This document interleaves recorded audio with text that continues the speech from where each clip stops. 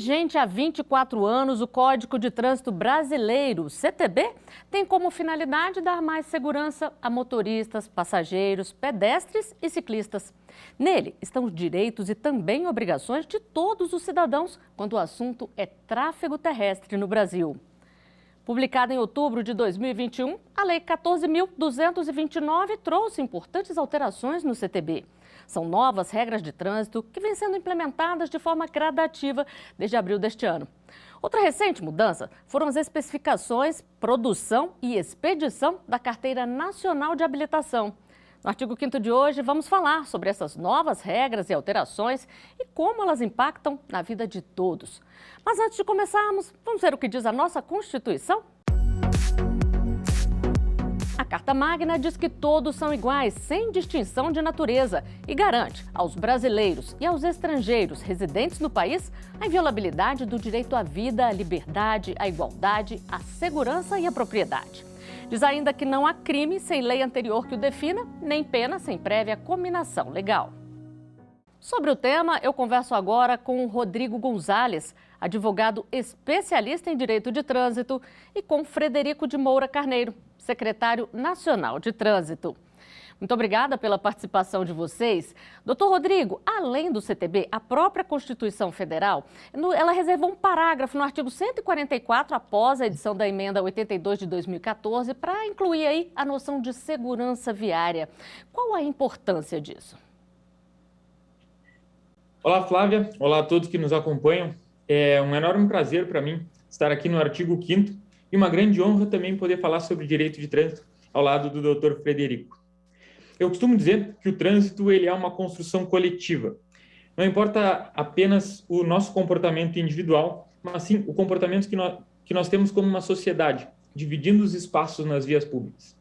As minhas práticas individuais na direção, elas podem ajudar com que eu tenha mais segurança, mas no trânsito a gente precisa confiar que todos vão se comportar conforme as regras viárias. E aí sim, o trânsito vai ser realmente um ambiente mais seguro. O objetivo que eu enxergo como primeiro dessa alteração é preventivo de conscientização. Ele vem para reduzir o número de mortes e acidentes no trânsito e tratar desse assunto efetivamente de uma forma preventiva e educativa. E ainda traz mais clareza sobre a autoridade dos agentes de trânsito no nosso país.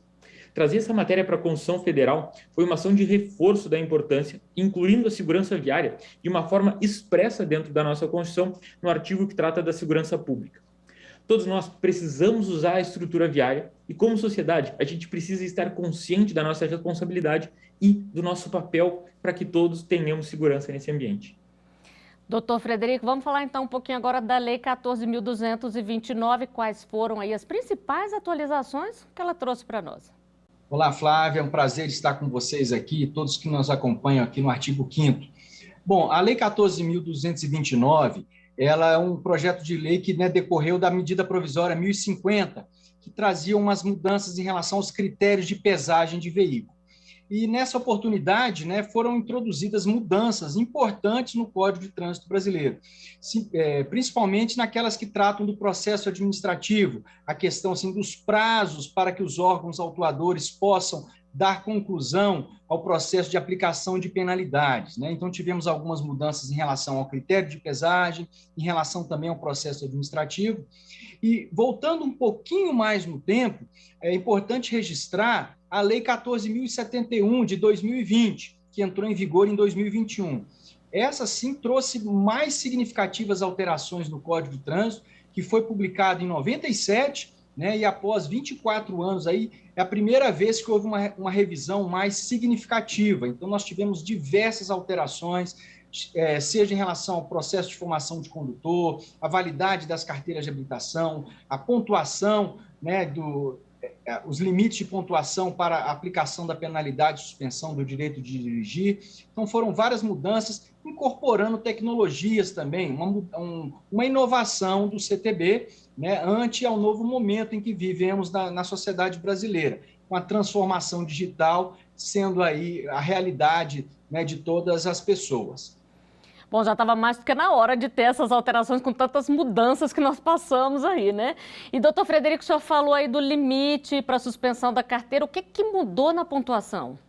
Esse limite foi ampliado para 40 pontos, mas havendo assim uma priorização em função da gravidade da infração. Então, a regra atual, que já está em vigor, o limite é de 40, desde que o condutor não tenha cometido uma infração gravíssima. Esse limite é de 30 pontos quando o condutor comete uma infração gravíssima. E caso ele não cometa 2 infrações gravíssimas, esse limite é de 20 pontos, como era a regra antiga. Então, houve essa adequação aí por parte do legislador, de modo também a permitir que os órgãos de trânsito possam atender a demanda, a um volume expressivo de processos administrativos. Então, houve também um ajuste em relação à capacidade de atendimento desses órgãos para que a penalidade pudesse efetivamente ser aplicada.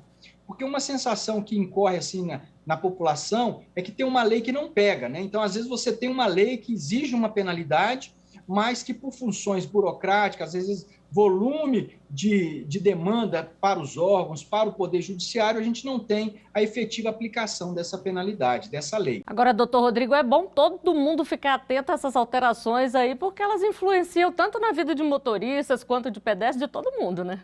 Isso não só trouxe muitas mudanças, mas um propósito claro de desburocratizar as regras de trânsito e tornar mais fácil que os motoristas entendessem um pouco mais sobre o processo administrativo. Algumas dessas mudanças que eu vejo que são bem importantes, que foram atualizadas e que foram atualizadas pela Lei 14.229, eu acredito que são as multas aplicadas para as pessoas jurídicas, que elas deixam de ter aquele fator multiplicador dentro de um certo período. E, para mim, é sempre muito importante trazer essa questão da clareza sobre os prazos dos processos administrativos. Agora, os motoristas eles já podem ter, de uma forma mais segura, o tempo que esses processos vão levar para ser julgados e quando, mais propriamente ou mais claramente para esses condutores que optam por um recurso ou então que foram multados e aguardam qual vai ser o desfecho da sua situação, que vão ter uma penalidade aplicada ou vão ter uma decisão a respeito dos recursos que eles apresentaram. Então, isso é muito importante, a meu ver, e já passa a valer para que os motoristas tenham uma ciência maior, tenham mais clareza sobre os seus direitos dentro do processo administrativo. E a nossa produção recebeu perguntas de telespectadores. Vamos ver a primeira? A partir de agora, quem vai fazer as perícias administrativas nos locais de acidente de trânsito? Doutor Frederico, de quem é essa competência e essa regra já está valendo? Vamos lá.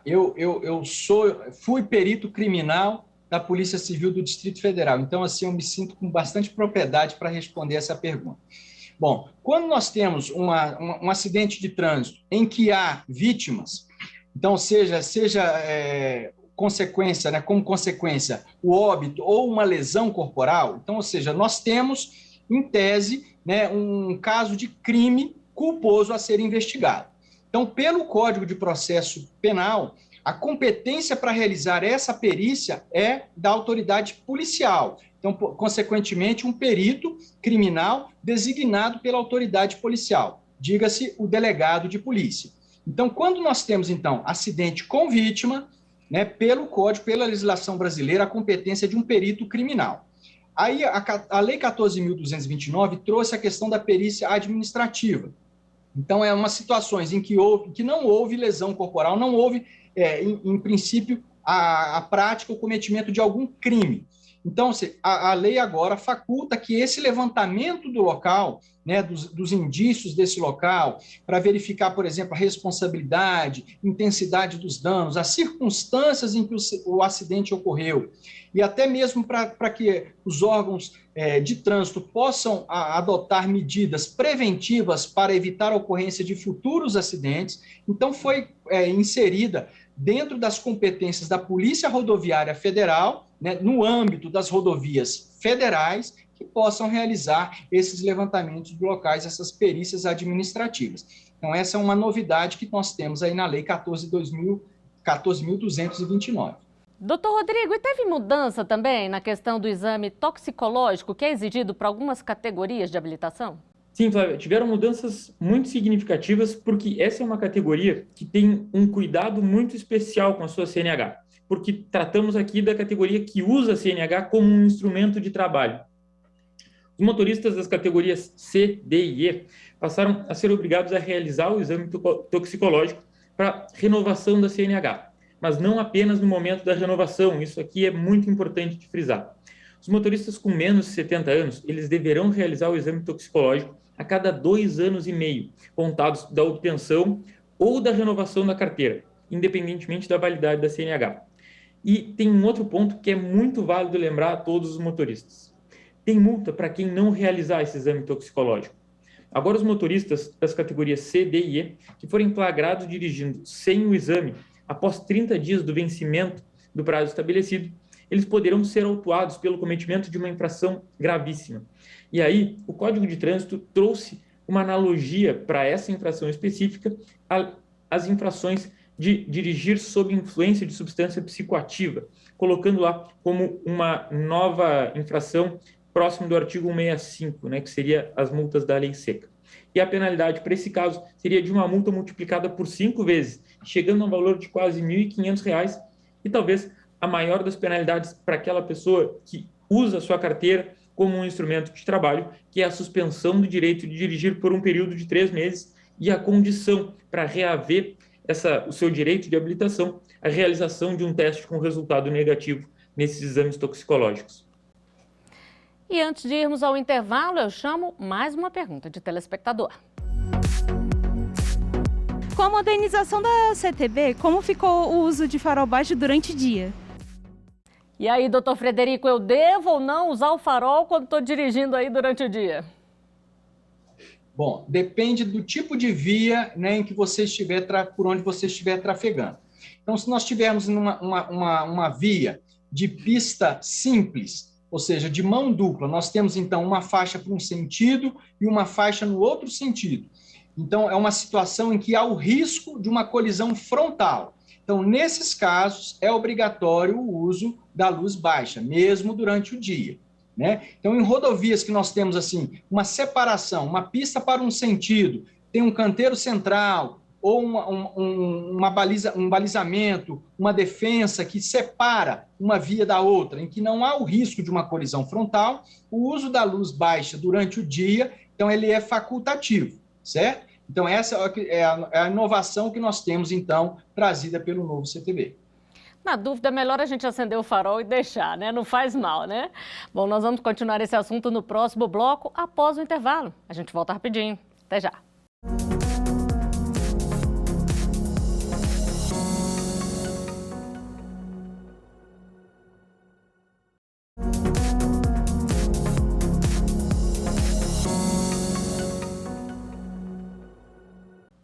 O artigo 5º está de volta, hoje falando sobre as novas regras de trânsito que vêm sendo implementadas de forma gradativa desde abril de 2022. Sobre o tema, eu converso agora com Rodrigo Gonzalez, advogado especialista em Direito de Trânsito, e com Frederico de Moura Carneiro, secretário nacional de Trânsito. E as novas regras tratam também do transporte de crianças e de algumas medidas educativas. Vamos ver uma reportagem sobre isso? O trânsito brasileiro é o quarto mais violento do continente americano. Aproximadamente 500 crianças morrem em colisões de trânsito por ano no Brasil. Alterações no Código de Trânsito Brasileiro, trazidas pela Lei 14.071 de 2020, podem ajudar a melhorar esse cenário, com medidas educativas e maior proteção às crianças. A nova lei, que entrou em vigor no dia 12 de abril de 2021, restringiu a circulação de crianças na garupa das motos. Antes, a legislação permitia o transporte de crianças com mais de 7 anos. Agora, a idade mínima é de 10 anos. A idade para o transporte de crianças no banco traseiro de veículos continua a mesma, até 10 anos de idade. A novidade incluída no CTB foi a altura de até 1,45 m. O uso de dispositivos de retenção para crianças, como bebê conforto, cadeirinha e banco de elevação, deve ser regulamentado pelo Conselho Nacional de Trânsito. O transporte de crianças sem observância das normas de segurança especiais configura infração gravíssima, com multa de R$ 293,47. E para conscientizar crianças e formar adultos mais responsáveis, o Código Brasileiro de Trânsito ganhou um artigo que determina a criação, a implantação e a manutenção de escolas públicas de trânsito, destinadas a crianças e adolescentes, com aulas teóricas, e práticas sobre legislação, sinalização e comportamento no trânsito. Doutor Rodrigo, eu queria que o senhor começasse falando um pouquinho sobre as escolas públicas de trânsito. Como é que elas funcionam? Um ponto muito importante para a gente ter cada vez mais consciência e segurança no nosso trânsito é a educação. E, evidentemente, que isso deve começar pela base. Isso deve começar lá no início do processo de formação, que são nas escolas e pré-escolas. A atualização da lei de trânsito, ela determinou que compete aos órgãos ou às entidades executivas de trânsito dos estados criar, implementar e manter escolas públicas de trânsito. E essas escolas, elas devem se destinar à educação de crianças e de adolescentes, e isso deverá ser feito através de aulas práticas ou então de aulas teóricas. E aí vai ser abordado ideias como legislação, sinalização e comportamentos no trânsito. Os temas e os cronogramas que vão ser aplicados nessas aulas, eles vão ser definidos anualmente com o CONTRAN para que se acompanhe uma linha de conteúdo das campanhas nacional de conscientização. As aulas, elas deverão ser ministradas, Flávia, tanto em pré-escolas como escolas de primeiro, segundo e terceiro grau, e as ações, elas devem ser coordenadas pelo Sistema Nacional de Trânsito e de Educação de todos os órgãos federativos do Brasil. E aí é importante trazer, que seja como for, é de extrema importância tratar sobre segurança e também sobre a legislação de trânsito. Ainda mais com as crianças e adolescentes que logo, logo vão ser motoristas e não só. Já dividem o espaço das vias públicas, mas também ajudam conscientizando seus pais, que já são os motoristas responsáveis muitas vezes pelos seus deslocamentos. É importante também o papel da criança como agente de fiscalização, porque quando as crianças têm conhecimento das regras de trânsito, o que pode e o que não pode ser feito quando o pai ou a mãe estiver ao volante, eles atuam como fiscais. Então, é muito comum ver crianças falando: pai, não use o celular enquanto dirige, olha lá, o semáforo furou, não pode avançar. E tem que cobrar também o uso da cadeirinha, né, doutor Frederico? Porque já está mais do que comprovado que elas salvam vidas, né? Com certeza, e essa aí foi uma inovação trazida na Lei 14.071, porque até então havia uma previsão da obrigatoriedade do uso da cadeirinha, mas por meio de uma resolução do Conselho Nacional de Trânsito, o CONTRAN. Consequentemente, o agente da autoridade de trânsito não podia aplicar nenhuma penalidade, porque o Supremo Tribunal Federal já pacificou esse entendimento de que para haver infração precisa ter uma previsão legal, ou seja, tem que estar previsto no CTB. Então, essa foi uma inovação trazida. Então, agora, o condutor, o pai, a mãe, o tio, enfim, aquele que está responsável pela segurança das crianças que transportam no seu veículo, tem que fazer o uso do dispositivo de segurança adequado à idade dessa criança, E uma outra medida que vem salvando vidas e garantindo mais segurança no trânsito, doutor Rodrigo, é a lei seca. Inclusive o STF também tratou sobre isso esse ano, não foi?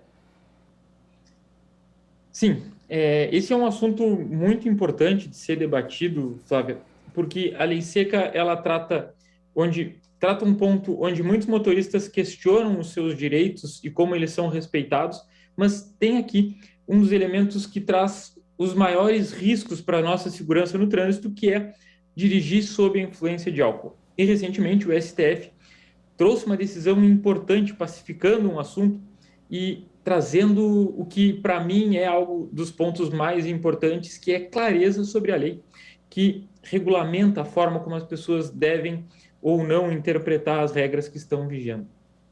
Então, a lei seca, ela segue sendo aplicada com a mesma firmeza aos motoristas. A decisão do STF reforça, inclusive, isso, e também reforça que não existe tolerância para o bafômetro.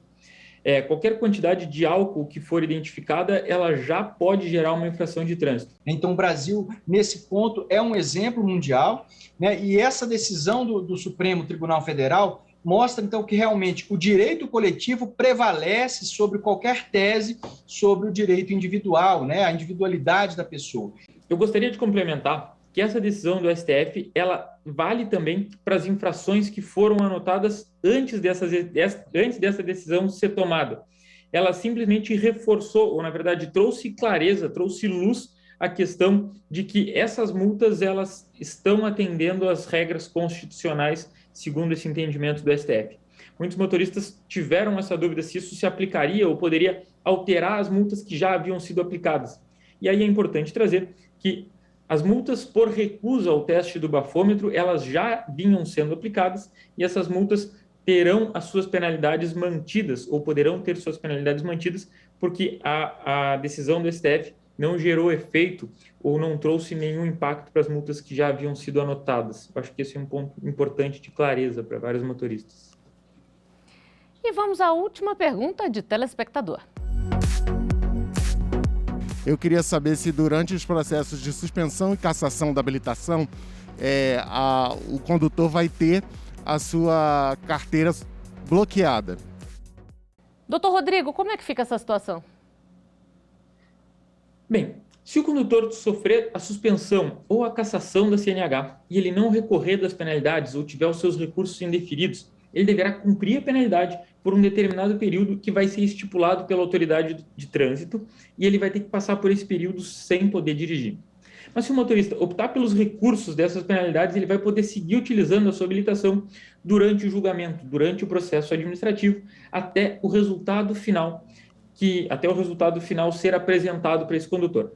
Então é o seguinte, a CNH ela só vai ser bloqueada caso a pessoa perca os recursos ou não apresente defesa administrativa tempestivamente. E falando em CNH, doutor Frederico, o motorista não é mais obrigado a portar a CNH física, não é mesmo? Mas tem que estar ali com o documento digital?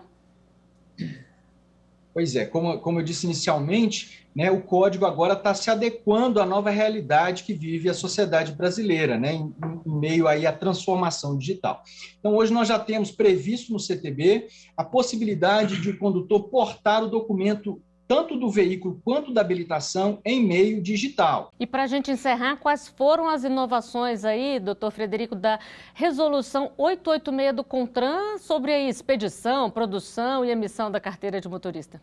Bom, a carteira de motorista ela trouxe agora 3 importantes avanços em termos de segurança, em termos de requisitos internacionais, em termos de cidadania. Então, a nova CNH, ela vem, então, agora em requisitos internacionais nos idiomas, além do português, o inglês e o espanhol, traz também uma tabela com as subcategorias de habilitação utilizadas em outros países lá fora. Então, o condutor brasileiro, quando estiver fora do Brasil, poderá, então, ser identificado pelo agente de trânsito por conta desses requisitos. Temos também uma codificação, o código MRZ, utilizado nos passaportes, que faz uma leitura rápida daquele documento, atestando a validade desse documento. Ainda no ponto de vista da segurança, a gente tem a incorporação de uma nova tonalidade de cor ao documento. Então, ele agora vem nas cores verde e amarela, trazendo, então, mais segurança, e foram incorporados outros elementos gráficos que evitam o cometimento de fraudes ou adulterações nesse documento. Por fim, quanto a relação ao aspecto da cidadania, o documento agora ele tem a possibilidade de o condutor incluir o nome social ou a filiação afetiva, se assim o desejar, em observância à legislação atual. Então, nós temos um documento mais moderno, né, mais seguro e mais cidadão, como eu disse, trazendo aí a compatibilidade, né, acompanhando a evolução tecnológica do nosso país. Flávia, se me permite, eu gostaria de só fazer um pequeno complemento, doutor Frederico, que é relacionado à preocupação de alguns condutores sobre o momento em que eles têm que se adequar a essa regra da nova habilitação. E é importante trazer que eles não precisam correr para gerar esse novo documento. Para fazer essa solicitação, ela pode ser feita somente quando for realmente necessária a renovação do documento ou então necessária a emissão de uma segunda via. Então, é importante trazer aqui, né, que a entrada em vigor desse novo modelo é um modelo que traz muito mais recursos, mas ela só vai ser efetivamente necessária para esses condutores quando houver o vencimento ou então quando houver a necessidade da emissão de uma segunda via, e os modelos anteriores eles não ficam invalidados, eles seguirão sendo aceitos pelos órgãos de trânsito enquanto ainda tivermos carteiras dos modelos antigos válidas no Brasil. Bom, é isso, então são muitas alterações, é bom todo mundo ficar atento para a gente garantir juntos a segurança no trânsito. E o nosso programa está chegando ao final, doutor Rodrigo, doutor Frederico, muito obrigada aí por todos os esclarecimentos. E eu agradeço também a sua companhia. Você pode rever os nossos programas no site da TV Justiça ou acompanhar o nosso canal no YouTube. Até o próximo Artigo 5º. Tchau!